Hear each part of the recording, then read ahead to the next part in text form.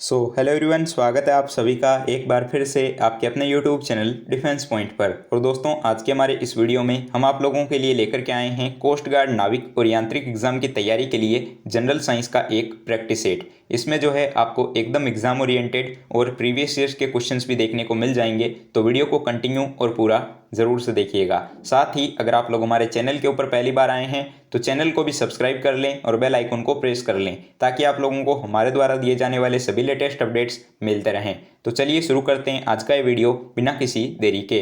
तो देखिए दोस्तों, फर्स्ट क्वेश्चन जो कि आपको दिया गया है कि बैरोमीटर की रीडिंग में अचानक गिरावट आना, इनमें से किसका तात्पर्य होता है। ऑप्शंस दिए गए हैं तूफान, तेज गर्मी, वर्षा या फिर साफ मौसम। तो सबसे पहले मैं आपको बता दूं कि बैरोमीटर जो कि आपके यूज़ में लिया जाता है वायु दाब को मापने के लिए, ठीक है। और बैरोमीटर की खोज जो है वो आपके टोरिसेली नामक वैज्ञानिक ने की थी। अब बात करते हैं क्वेश्चन को लेकर के। तो बैरोमीटर के पाठ्यांक में जब आपके अचानक से गिरावट आती है या फिर रीडिंग जो है तेज़ी से गिरने लगती है, तो इसका मतलब ये होता है कि तेज़ तूफान आने वाला है। तो राइट आंसर हो जाएगा ऑप्शन नंबर ए, तेज़ तूफान का घोतक होता है बैरोमीटर की रीडिंग में अचानक से गिरावट आना। और अगर बैरोमीटर का पारा जो है वो धीरे धीरे गिरता है, तो इसका मतलब ये होता है कि बारिश होने वाली है। और धीरे धीरे अगर ऊपर की ओर चढ़ता है तो इसका मतलब ये होता है कि दिन जो है वो आपका साफ रहने वाला है, ठीक है। चलिए नाउ क्वेश्चन नंबर 2, यहाँ पे देखिएगा क्वेश्चन दिया गया है कि किसी वस्तु के तरल पदार्थ पर रखने जाने पर उत्पन्न ऊर्ध्वगामी दबाव को क्या कहा जाता है, ठीक है। तो यहाँ पे ऑप्शंस दिए गए हैं बायंट फोर्स यानी कि उत्क्षेप बल, ऑप्शन बी फ्रिक्शनल फोर्स यानी कि घर्षण बल, ऑप्शन सी अप्लाइड फोर्स या फिर option number D gravitational force यानी कि गुरुत्वाकर्षण बल। तो देखिए क्या होता है कि किसी भी वस्तु के तरल पदार्थ पर रखे जाने पर जो है उत्पन्न ऊर्ध्वगामी दबाव बल को हम हिंदी में या तो उत्प्लावक बल बोलते हैं या फिर उत्क्षेप बल बोलते हैं, यानी कि अपथ्रस्ट। तो करेक्ट आंसर हो जाएगा ऑप्शन नंबर ए, ठीक है। अब देखिएगा दोस्तों, प्रश्न संख्या 3, यहाँ आपको क्वेश्चन दिया है कि किसी आदर्श द्रव की श्यानता कितनी होती है। ऑप्शंस हैं कि उसके द्रव्यमान के समान, उसके भार के समान, या फिर शून्य, या फिर 1। तो देखिए इसके लिए आपका सही जवाब होगा ऑप्शन नंबर सी, 0 यानी कि शून्य। किसी भी आपकी जो आइडल फ्लूइड की विस्कोसिटी की बात की जाए तो वो आपके 0 होती है। श्यानता की बात करें कि श्यानता क्या होता है, तो किसी भी तरल का वो गुण या फिर किसी भी लिक्विड की वो प्रॉपर्टी जो कि कर्तन बल के कारण उसकी अवस्था या फिर आकार में विकृति का जो है विरोध करती हो, ठीक है। और अगर मैं आपको और भी ज़्यादा सिंपली तरीके से समझाऊं कि विस्कोसिटी या श्यानता क्या होती है, तो किसी भी तरल के गाढ़ेपन या फिर उसके बहने के प्रतिरोध की क्षमता का जो है परिचायक होता है आपके श्यानता, ठीक है। चलिए दोस्तों, मैं साथ ही आप लोगों को बता दूं कि अब आप लोग जो है हमें अनअकैडमी के ऊपर फॉलो कर सकते हो। अनअकैडमी के ऊपर आप लोगों को कोस्ट गार्ड, नाविक, जीडी, डीबी और यांत्रिक एग्जाम की तैयारी के लिए हमारी फ्री स्पेशल क्लासेस देखने को मिल जाएंगी, जो कि रोज़ शाम को 5:30 बजे और रात को 9 बजे होती है। तो इसके लिए आप लोग सिंपली प्ले स्टोर के ऊपर जाकर के अनअकैडमी लर्निंग ऐप को इंस्टॉल कर लीजिए। उसके बाद में बेसिक सी इन्फॉर्मेशन को फिलअप करके वहाँ रजिस्ट्रेशन करके आप हमें फॉलो कर सकते हो, जैसा कि यूज़र नेम आपको अभी स्क्रीन के ऊपर भी दिख रहा होगा। इसके अलावा आपको मेरी प्रोफाइल की लिंक इस वीडियो के नीचे डिस्क्रिप्शन बॉक्स में भी दी गई है। तो मेक श्योर कि आप फॉलो कर लें, जिससे कि आप लोगों को हमारी आने वाली सारी क्लासेस के नोटिफिकेशंस, पीडीएफ्स और अपडेट वगैरह मिलते रहेंगे। दोस्तों, पहली बार हमारी स्पेशल क्लास को अनलॉक करने के लिए आप कोड यूज़ में लेंगे DPYT10, ठीक है। और एक चीज़ बता दूं कि अनअकैडमी के ऊपर जो है अभी अनलॉक 20 ऑफर चल रहा है। तो अनलॉक 20 क्या है, तो इसमें जो है आप लोगों को अनअकैडमी प्लस सब्सक्रिप्शन के ऊपर अभी 20% का ऑफ दिया जा रहा है। दोस्तों, ये एक लिमिटेड टाइम के लिए वैलिड ऑफर है, तो इसको जो है जल्दी से ग्रैब कर लीजिएगा आप लोग, क्योंकि लास्ट डेट जो है इसकी आपके सैटरडे फरवरी 19 रहने वाली है। तो अभी जाइए और इसके लिए इनरोल कीजिए। कोड यूज़ ज़रूर से कर लीजिएगा DPYT10, जिससे कि आपको यहाँ पर 20% का ऑफ मिल जाएगा। इससे जुड़ी लिंक्स आप लोगों को इसी वीडियो के नीचे डिस्क्रिप्शन बॉक्स में दी गई है, ठीक है। नाउ क्वेश्चन नंबर 4, यहाँ आपको क्वेश्चन दिया गया है कि केपलर के पहले नियम को कौन से नियम के रूप में जाना जाता है। तो देखिए कि केपलर ने जो है आपके ग्रहों की गति से संबंधित 3 नियम दिए थे, ठीक है। और केपलर के पहले नियम को जो है वो दीर्घवृत्त यानी कि इलिप्स के नियम के रूप में जाना जाता है। तो इसके लिए राइट आंसर हो जाएगा ऑप्शन नंबर ए, दीर्घवृत्त या फिर इलिप्स का नियम। अगर मैं आपको बताऊं कि ये नियम क्या था, तो केपलर ने बताया था कि सभी ग्रहों की कक्षा जो होती है वो आपके दीर्घवृत्ताकार होती है और इस कक्षा के बीच में जो है सूर्य जो है वो नाभिक पर यानी कि फोकस पर होता है, ठीक है। देखिएगा दोस्तों, प्रश्न संख्या 5। यहाँ आपको क्वेश्चन दिया गया है कि भार की एसआई इकाई वही है जो डैश की एसआई इकाई है, ठीक है। तो देखिए कि हम जानते हैं कि भार और बल दोनों ही जो है वो एक प्रकार की सदिश राशियाँ हैं, ठीक है। और सदिश राशियों में परिमाण और दिशा दोनों होते हैं, ठीक है। और अब बात करें कि इनकी एसआई इकाई या मात्रक क्या है, तो इन दोनों का मात्रक ही जो है न्यूटन या फिर हम बोल सकते हैं किलोग्राम मीटर पर सेकंड स्क्वायर होता है। तो राइट आंसर हो जाएगा ऑप्शन नंबर सी। अब देखिएगा दोस्तों, क्वेश्चन नंबर 6। यहाँ आपको क्वेश्चन दिया गया है कि सूर्य को देखने के लिए कौन से यंत्र का प्रयोग किया जाता है। ऑप्शंस आपको यहाँ पर दिए गए हैं, स्ट्रेबोस्कोप, टेलीस्कोप, हेलियोस्कोप या फिर सन मीटर। तो देखिए कि सूर्य को देखने के लिए हेलियोस्कोप यंत्र का प्रयोग किया जाता है, ठीक है। और टेलीस्कोप की अगर बात करें तो टेलीस्कोप वो प्रकाशीय उपकरण होता है जिसका प्रयोग दूर की जो वस्तुएं होती है उनको देखने के लिए किया जाता है। अल्टीमीटर की अगर बात की जाए तो अल्टीमीटर आपके ऊंचाई मापक यंत्र होता है जिसका उपयोग विमानों की जो है विमान वगैरह में किया जाता है, ठीक है। चलिए नाउ क्वेश्चन नंबर 7। तो अब देखिएगा क्वेश्चन नंबर 7 जिसमें कि आपको दिया गया है कि कौन सा यंत्र समुद्र के स्तर से ऊपर की वस्तुओं को देखने के लिए पनडुब्बी में प्रयोग किया जाता है, ठीक है। तो पनडुब्बी जो होती है उसमें ऊपर की वस्तुओं को देखने के लिए कौन से यंत्र का प्रयोग लिया जाता है, तो इसके लिए देखिए ऑप्शंस हैं पायरोमीटर, एपियम स्कोप, पेरीस्कोप या फिर ओडोमीटर। तो दोस्तों इसके लिए राइट आंसर हो जाएगा आपका ऑप्शन नंबर सी, पेरीस्कोप। देखिए पेरीस्कोप जो होता है वो पनडुब्बियों में उपयोग होने वाला एक ऐसा उपकरण होता है जिसकी सहायता से पानी में डूबे हुए व्यक्ति को पानी के ऊपर की जो चीज़ें होती है या पानी के ऊपर का जो दृश्य होता है वो दिखाई पड़ता है। तो राइट आंसर हो जाएगा ऑप्शन सी, पेरीस्कोप। चलिए दूसरे ऑप्शंस के बारे में बात करते हैं। तो देखिए पायरोमीटर, पायरोमीटर के बारे में मैंने आपको पहले भी बता रखा है कि दूर स्थित वस्तुओं का तापमान ज्ञात करने के लिए पायरोमीटर को जो है यूज में लिया जाता है, ठीक है। और एपीडी या स्कोप की अगर बात करें तो जो आपके पर्दे जो होते हैं उनके ऊपर चित्रों का प्रक्षेपण करने के लिए यानी कि प्रोजेक्शन करने के लिए इसको यूज में लिया जाता है।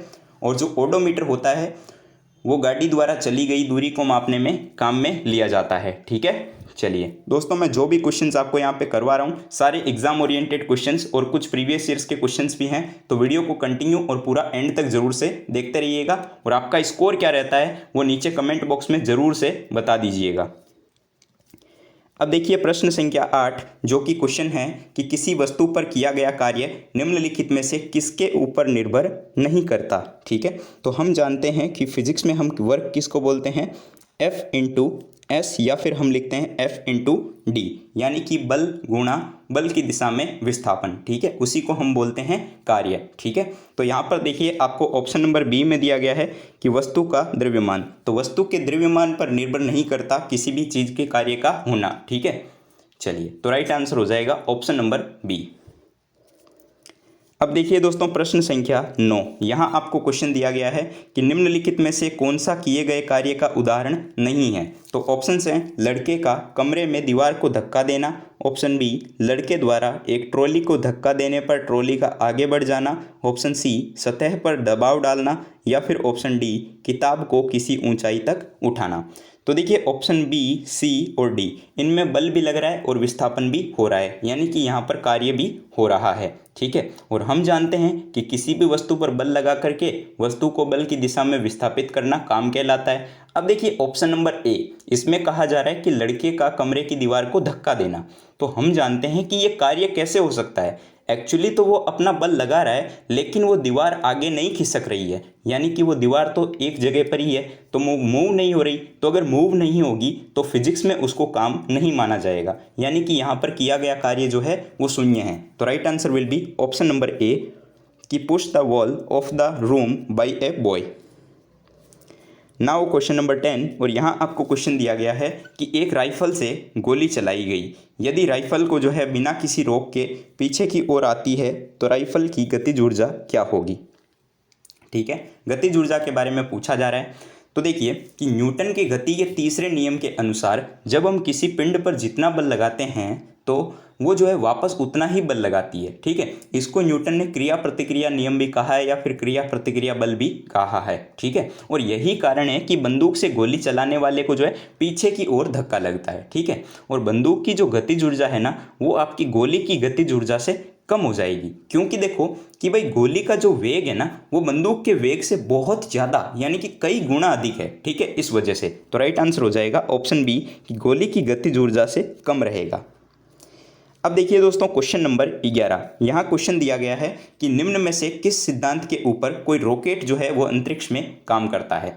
तो देखिए हम जानते हैं कि रॉकेट जो है एक प्रकार का वाहन ही है जिसके उड़ने के लिए जो है वो आपके संवेग संरक्षण के सिद्धांत का पालन करता है, यानी कि ये जो है संवेग संरक्षण के सिद्धांत पर काम करता है। या हम ये भी बोल सकते हैं कि न्यूटन के तीसरे सिद्धांत के अनुसार यदि किसी पृथक व्यवस्था में जो है दो पिंड टकराएं तो उन व्यवस्था जो है वो कुल टकराव से मतलब कुल संवेग जो होगा उसका वो टकराव से पहले अगर दोनों पिंडों के वेग u1 और v1 होते हैं ना तो वो टकराव के बाद v1 और v2 हो जाते हैं। ठीक है, तो ये आपके थोड़ी सी मतलब न्यूमेरिकल्स वाली भाषा हो गई, लेकिन आप नॉर्मली इसको बोल सकते हो कि रॉकेट जो होता है वो संवेग संरक्षण के सिद्धांत पर काम करता है। तो राइट आंसर हो जाएगा ऑप्शन नंबर ए।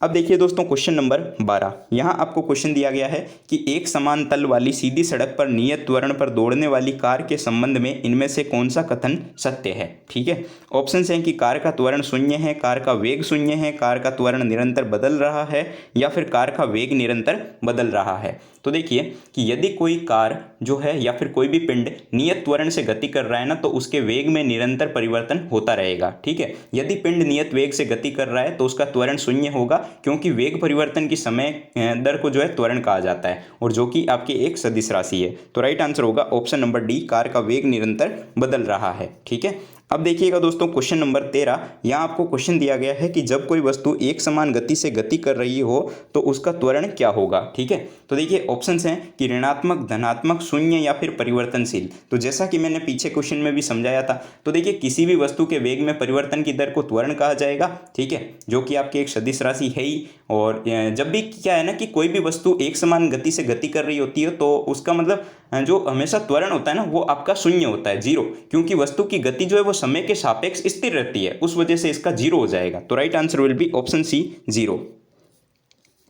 अब देखिए दोस्तों क्वेश्चन नंबर 14। यहाँ आपको क्वेश्चन दिया गया है कि घर्षण बल द्वारा किया गया कार्य क्या होता है। ऑप्शंस हैं हमेशा धनात्मक, केवल छोटे घर्षण बलों के लिए धनात्मक, हमेशा ऋणात्मक या फिर केवल बड़े घर्षण बलों के लिए धनात्मक। तो इसके लिए सही जवाब क्या होगा। तो देखो कि जब भी मतलब किसी भी सतह यानी कि कोई भी पृष्ठ हो उसके ऊपर किसी वस्तु को गति कराने का जब प्रयास किया जाता है या गति कराया जाता है तो सतह के मतलब समय और वस्तु की गति की दिशा के विपरीत जो है एक गति अवरोधक बल लगता है, जिसको हम सिंपली घर्षण बल बोलते हैं। ठीक है, या फिर फ्रिक्शन फोर्स इसको इंग्लिश में कहा जाता है। और इसके द्वारा किया गया कार्य जो होता है ना वो हमेशा ही ऋणात्मक होता है। तो राइट आंसर हो जाएगा ऑप्शन नंबर सी, हमेशा ऋणात्मक यानी कि ऑलवेज नेगेटिव। ठीक है, आई होप कि आपको समझ में आ रहा होगा और क्वेश्चंस भी काफ़ी अच्छे क्वेश्चंस हैं। तो दोस्तों इग्नोर बिल्कुल भी मत कीजिएगा, यहाँ पर वीडियो को एंड तक देखिएगा।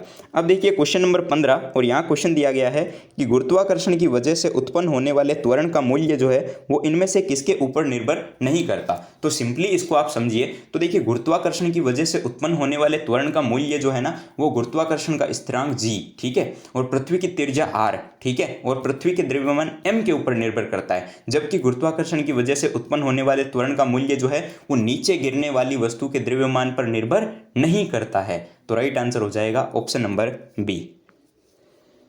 अब देखिए दोस्तों क्वेश्चन नंबर 16। यहाँ आपको क्वेश्चन दिया गया है कि पृथ्वी के चारों ओर चंद्रमा की गति इनमें से किसके कारण होती है। यहाँ पर काफ़ी लड़के कंफ्यूज हो जाते हैं और यहाँ पर इसका ऑप्शन भी जो है आप गलती कर बैठते हो। ठीक है, तो इसका जो सही जवाब है वो आपका हो जाएगा ऑप्शन नंबर ए, गुरुत्व बल। ठीक है, तो देखिए कि पृथ्वी के चारों ओर चंद्रमा की गति जो है वो गुरुत्व बल के कारण होती है। ठीक है, और एक चीज़ याद रखिएगा, चंद्रमा के अध्ययन को जो है सेलेनोलॉजी कहा जाता है। ठीक है ना, चलिए, और गुरुत्वाकर्षण बल के कारण ही जो है संसार के प्रत्येक कण आपस में एक दूसरे की ओर आकर्षित होते हैं। ठीक है, चलिए नाउ क्वेश्चन नंबर 17 और यहाँ क्वेश्चन है कि किस कारण से वायु के बुलबुले तरल पदार्थ में उठते हैं। अक्सर आप लोगों ने क्या है कि किसी भी तरल पदार्थ के अंदर बुलबुलों का उठना देखा होगा, ठीक है। तो वायु के बुलबुले तरल पदार्थ में श्यानता और उत्प्लावन के कारण उठते हैं, ठीक है। ये दोनों रीजन है इसके पीछे, यानी कि विस्कोसिटी एंड बाउएंसी, ठीक है। ये दोनों जो है इसके पीछे रीजन होते हैं। तो right answer will be option number B, श्यानता और उत्प्लावन। अब देखिएगा क्वेश्चन नंबर 18 कि पानी का घनत्व कहाँ पर सर्वाधिक होता है। ये आपके प्रीवियस ईयर का क्वेश्चन भी हो जाता है। तो देखिए जल का घनत्व जो है वो अधिकतम होता है 4 डिग्री सेंटीग्रेड पर। तो सही जवाब तो आपका है ऑप्शन नंबर सी। तापमान घटने पर जो है जल जमकर के 0 डिग्री सेल्सियस पर तो आपको पता है बर्फ बन जाता है और उसका घनत्व कम हो जाता है, लेकिन आयतन बढ़ जाएगा जिसके कारण बर्फ जो है वो जल के ऊपर तैरती भी है, ठीक है। चलिए अब देखिएगा क्वेश्चन नंबर 19। ये क्वेश्चन भी आपके बहुत ही इंपॉर्टेंट क्वेश्चन है कि तैराक को पानी में तैरने के लिए जो है कौन सा बल मदद करता है, ठीक है।